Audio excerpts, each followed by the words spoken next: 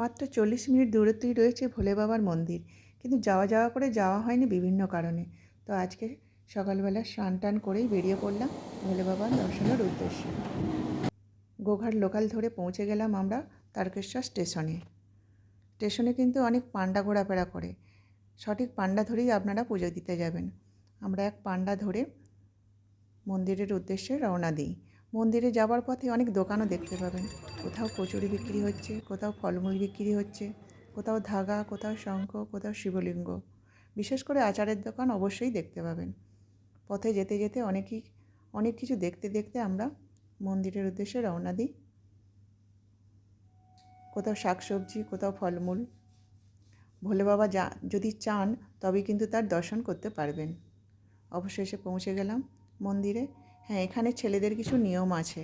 ছেলেদের শার্ট, গেঞ্জি ও বেল্ট খুলে তবেই পূজা দিতে যেতে হয়। তাই আপনারা যখন আসবেন বাড়ি থেকে তো কিছু নিয়ে আসবেন, গায়ে দিয়ে পূজা দিতে পারবেন।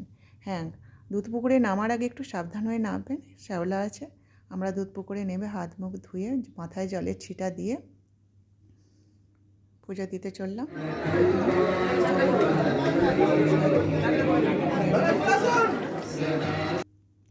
মন্দিরের ভিতরে কিন্তু ভিডিও করা অ্যালাউ নেই, তাই বাইরে থেকে আমরা যতটা পারি ভিডিও করলাম। সকাল থেকে নিয়ে 10টা পর্যন্ত ভোলে বাবার মাথায় জল ঢালা যায় এবং পূজাও দেওয়া যায়। আমরা ভালো করে পূজাও দিলাম, জলও ঢাললাম। 10টার পরে বাবার গর্ভগৃহ দর্শন করা যায়। ভালো করে আমরা দর্শন করে কপালে তিলক কেটে বেরিয়ে পড়লাম মন্দির থেকে। কিছু খাওয়া দাওয়া করে কিছু ধাগাও কিনলাম রাস্তা থেকে। রাস্তার দোকানে অনেক ধাগা বিক্রি হয়। হ্যাঁ, ভোলে বাবার কাছে যদি আপনি মনপ্রাণ দিয়ে পূজা করেন, অবশ্যই ভোলে বাবা পূর্ণ করে।